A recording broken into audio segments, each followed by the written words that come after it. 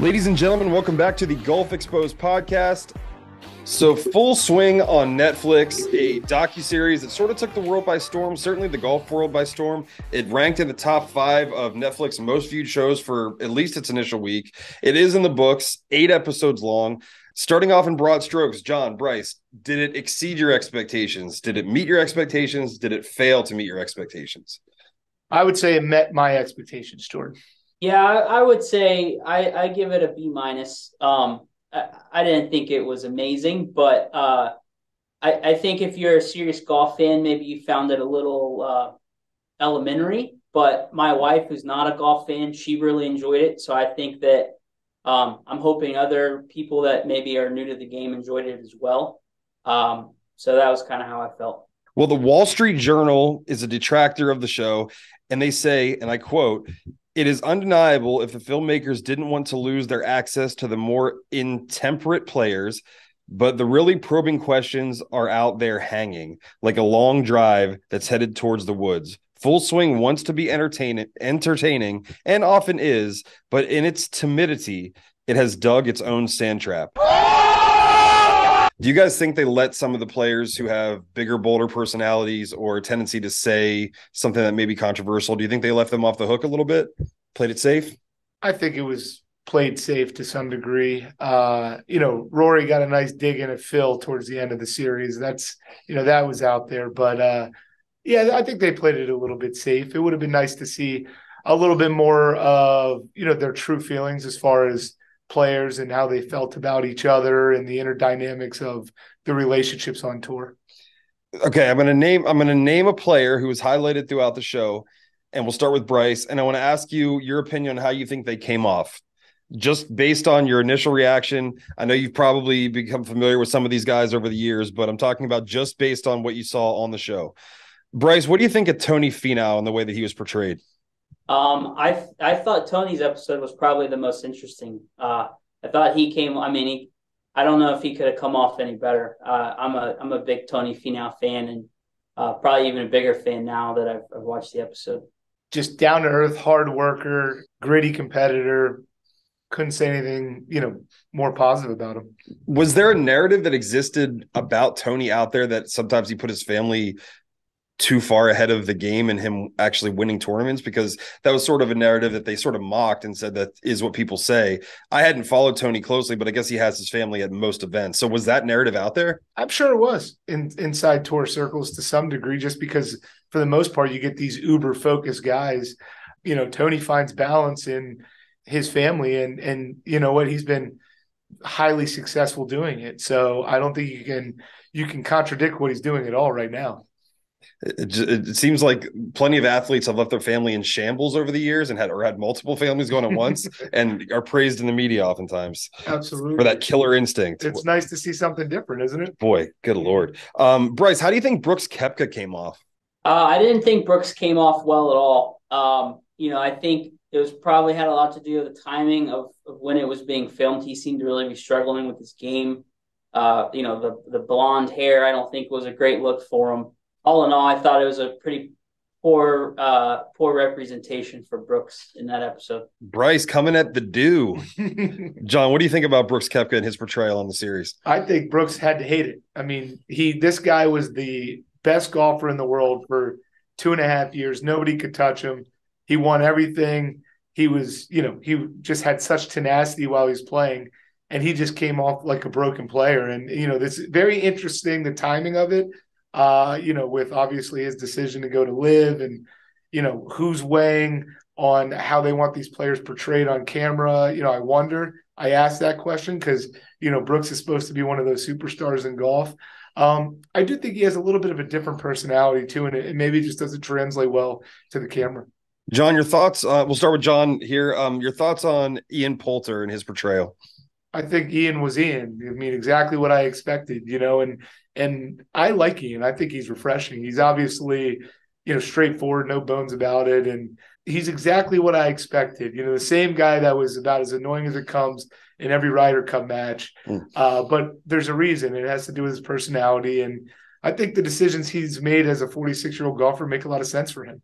Yeah, I agree with John. I didn't think he came off negatively. The only complaint I'll have is when he was, he's crying about missing cuts and going home without any money, and then he's boarding a private jet. I mean, I think for the common folk, it's a little hard to really feel bad for him or think that he's really, in a bad way after a missed cut. But yeah, other than that, I thought he came off okay. It was pretty much about what I expected. I want to get to what you just said in 1 second, but two more guys I want to ask you both about. Guys, is there something wrong with me deep down to my core that I just don't like Joel Dahmen or however you pronounce his name? I know they want me to like him so bad, but somebody who is that talented and has that many opportunities in life that doesn't fully embrace it. I'm not saying you have to put the game or your accolades before your family or things like that. And he's probably a guy you'd have a beer with, but his attitude and his approach to the game did piss me off just a little bit. Am I off base for that? I mean, I found him refreshing in the fact that he was different. He's different. But then a part of me is like, you're in the top 0.0001% of golfers in the world, and this whole, how much of it is his real feelings about how he plays versus a little bit of a persona he's just playing up. I mean, I feel like it's hard to be that elite and not have, some sort of mental mindset that gets you to that point, but maybe not. Maybe he's that unique. But I think over time, if I had to spend, every tour stop with him over multiple years, it would probably wear on me big time. Yeah, Jordan, I don't blame you. I think, I truly think deep down he might be one of those players that he performs better when he's taking himself a little lighter. And he's maybe realized that. So he doesn't want to put those serious expectations on himself as a top 30 or top 40 player in the world. Even though I bet you deep down he knows that he is as good as he is. But I enjoy him. I think he's funny. I think his caddy's hilarious. So I enjoyed that episode. But I can definitely see where you're coming from, Jordan, with that. They're tooting his horn pretty hard. They're waving his banner loudly, and perhaps rightfully so. Start with Bryce. What did you think of the way Rory came off? He got episode 8, the final episode sort of dedicated to him. How did you feel that he came off, and is he now the poster boy for the PGA? I felt like Rory came off a little cold, to be honest. I'm not the biggest Rory fan. Like, I have a ton of respect for his game. I think he's probably the best player in the world, but not my favorite player personality wise. An example of that would just be him talking crap about a tailor-made driver last week. I was sick of Tiger out driving me. It seems like he just always says one thing, like maybe should have just shut up one sentence ago. Yeah, I thought his episode was very average, if I'm being honest. Well, I'm sure they were pretty particular about the episode and sort of how they were going to showcase him and what he was going to say, although they did put the little dig and fill in there. I mean, I like Rory. I like him standing in front of the microphone and saying how he feels, and he doesn't really hold back. And I mean, he's most definitely the poster boy for the PGA Tour right now. I think if you had Rory in a quiet room and you said, what do you think about this live golf thing? Rory would say it's the best thing that ever happened for the PGA Tour. Look at our purses. Look at our ratings. Look what's happening. I should thank Phil. I think he might say that, to be honest, because I think he can see the bigger picture. But I like him anytime he's involved. I think there's more to the tournament. It's shocking that a guy of his talent, has gone, 8-9 years now without a major. When he was on the run he was on, before he was 25. So I wouldn't be shocked at all if we see a second burst here and he catches a couple majors here in his, mid to late 30s. I do think there are a few here that they sort of missed the boat on, and one of which is the live itself. Now, obviously, you don't want to do too much to promote the live if you are the PGA, or do you? Because conversely, controversy creates cash and ratings and conflict. So do you think they could have done a deeper dive into what the live is, or do you think that they did just enough to show that there is some tension there, but they didn't want to give it too much promotion? I think they did more than I thought they would do, to be honest. I felt like from a journalistic integrity standpoint, they put just enough in to kind of pass the test. They could have done more, and if they would have done more, it would have been more dynamic for sure, the series, without a doubt. DJ and the way he answered his questions about the live and the PGA Tour was very much the personality that everybody's gotten to know with DJ, and I thought he sort of hit the nail on the head. to some degree why so many players have opted to go to the Live. But this is the week that Sawgrass just happened, and it's become very evident to me that the world of golf is focused on the players that are playing on the PGA Tour as far as who are the elite players. And the conversation around, well, is DJ the best or Scotty the best? I don't think that conversation is being had. I think everyone says Scotty's the best. Yeah, not enough Live. I think. For me anyway, to get more kind of an honest feel from the players on both sides of the fence and how they're all getting along and how they're feeling, I think would have made the show far more dynamic. But I also understand that there's probably a lot that goes into that. So I would have liked to see more. They showed a lot of these personalities in a very glamorous fashion. Like you alluded to, Bryce, private jets, lavish accommodations, multiple homes in beautiful communities. They also talk about the pressures of missing cuts, not getting paid. But you never really see the players getting down and dirty or grinding it out. And you never really see them in a position of struggle or despair. So from a storytelling perspective, it can make that very difficult to relate to someone who's living a lavish lifestyle. I'm sure there's a lot more work that goes into it. These guys don't just wake up and become the best in the world, although a lot of it could be genetically inherited, a gift from God, whatever you want to say. And to be fair, they did show Tony Finau go back to his childhood home, and that was pretty cool to see his humble beginnings. But do you guys think they glamorize the lifestyle too much, or in our society today, is that just sort of what plays with an audience? So you think it was a good idea? The Real Housewives series exists. I don't watch it, but I know that's a big component of what plays well on TV. So, I think it's realistic depiction. It's authentic. These guys do fly in private jets, the players they followed, so I think we want to see what their life is like. And I thought it gave an accurate description of what their life is like. Yeah, I agree too. I think for the top players in the world, it is a pretty glamorous life. I think if they followed the guy that's 150th on the money list, the day-to-day lifestyle would look far different. And frankly, I think it might be more interesting to the rabid golf fan. But certainly life is pretty glamorous, I think, for the top 20 or 30 players in the world. Ultimately, was the series a good move for golf, a bad move for golf, or a lateral move that ultimately won't move the needle in either direction? Lateral move. I wanted it to be a really good move for golf, but I think it was a lateral move. I don't know what the talks are about future episodes, but I think it could be something that builds, but it wouldn't surprise me at all if this is all we see. It's 8 episodes, and it was just kind of a blip on the radar. I will tell you, in all the articles that I read leading up to this program, all the episodes and seasons, even the stuff that Netflix sends out to people to review, is labeled as season 1 specifically, and not all series do that. So it's at least probable that they are intending on a season 2. If that is the case and that comes to fruition, what do you need to see, in your opinion, to make it a positive for golf as a whole, or to reach more people at least? Just a little bit more dynamic interpersonal relationships and some of the challenges that the players have with each other, with events, with maybe some of the stresses of missing cuts at, around the 150 mark, like Bryce said.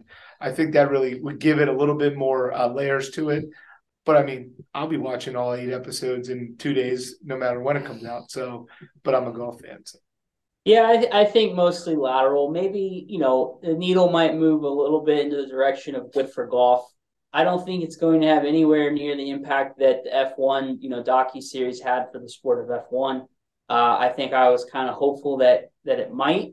I don't think we're going to get there, at least based on what I saw. In season 2, like John said, I think maybe showing some of the guys that are maybe a little further down the money list that are grinding would make it a little bit more dynamic for sure. And I think, as he said too, that, some interpersonal stuff, it was nice to see Jordan Spieth and Justin Thomas have some banter, but, more of that, I would say, would be nice. If you look back on the series, most of what we saw was guys, individual players with their teams, players not really interacting with one another. So I think more player-to-player interaction would be good. And the final thing I would add, Jordan, is that, I think they really missed the mark from the way they built the series, from a timeline chronological standpoint. They really kind of started each episode at the beginning of the season, ran it through the season, and then did the same thing with different personalities. I would much rather see the episode broken out into the first, 1/8 of the season, the second eighth, the third eighth, and really follow the season chronologically, where it's building towards, the different majors, and then, the FedEx Cup. And I think there's a different way to go about building the show chronologically. Interesting stuff, guys. I got one more question before we ride off into the sunset, and it's going to bring us back to the most casual of casual golf personalities that we all know and love. So if you both recall, episode 8, primarily dedicated to Rory McIlroy, who is arguably the biggest name in the sport right now. I don't know that anyone can argue with that. There might be someone else, maybe Phil Mickelson, but Rory is pretty much top of mind awareness right now. Yet the entire series still ends on a high note because Rory wins a tournament and is excited to get a text from Tiger Woods. And that's the impression that at least I left with from watching the show, proving to me again that there's everybody in the game, Rory, and then Tiger somewhere up here out of camera view to this very day. And my question for you guys is not in and of the series itself, but just in general from a pop culture standpoint. I mean, I'm going to compare Tiger to other players of his level of fame and his caliber. LeBron James, although pretty much a saint, builds schools for children in his spare time. Pretty much 50-50, very polarizing. Tom Brady, 7 Super Bowls, very polarizing. God rest his soul, Kobe Bryant, very polarizing in his time. And Michael Jordan, of course, there's plenty of reasons to dislike him. But, these are people who have been polarizing, whereas Tiger Woods has done some things that I'm sure he regrets, and we're not here to cast judgment, but through trials, tribulations, self-inflicted wounds, Tiger Woods seems to be universally loved and praised by the majority of people. And I need to know your opinions as experts in this industry. Bryce, we'll start with you. What makes Tiger so universally loved and cherished among not only his peers, those who came before him, those who came after him, and just casual golf viewers as a whole? Tiger seems to be bulletproof in that aspect. And what do you think it is about Tiger Woods that just makes that happen? Or do you even agree with that sentiment? No, I definitely agree with it. And I don't know if I could put my thumb on it. I think obviously he's probably the most dominant sports figure maybe in the history of sports, I would say, in his prime. And then he's obviously had a lot of personal issues as well, which I think, people can relate to maybe in their personal life, the ups and downs. So maybe that has something to do with it. I'm not sure. Probably his upbringing, where he grew up, kind of how he grew up. Definitely not the traditional upbringing for junior golf when he was, coming up in the sport, that's for sure. And, it's certainly polarizing and it's very interesting. But outside of that, I'm really not sure. I would say that he won 3 U.S. juniors. He was the best junior golfer ever. He won 3 U.S. amateurs. He's the best U.S. amateur golfer. He had nothing but expectations. He looked different. He came to golf at a certain time where the game's popularity exploded as he became the elite player in golf. Won the Masters at 21, won 14 majors, from the time he's 21 till he's 34. Went through all the trials and tribulations, injuries, bad decisions, everything else. Came back, won a Masters, and he's just a polarizing figure. Despite, some information out there, about him, and, he's not the perfect personality in all facets of life, but highly accomplished athlete. And I would agree 100% with Bryce. In his prime, those 10 years, nobody has dominated like him in any sport, especially golf. Is he the best golfer of all time? He was the best golfer of all time for 10 years. Bryce? Yes. All right. You heard it here first. Hot takes all around. Gentlemen, thank you for joining us. Action-packed episode. A lot to digest, a lot to unpack. Hopefully we can do this again. Hopefully there is a season 2. But Full Swing, at least in my opinion, highly enjoyable. So thank you both, and we greatly appreciate your time.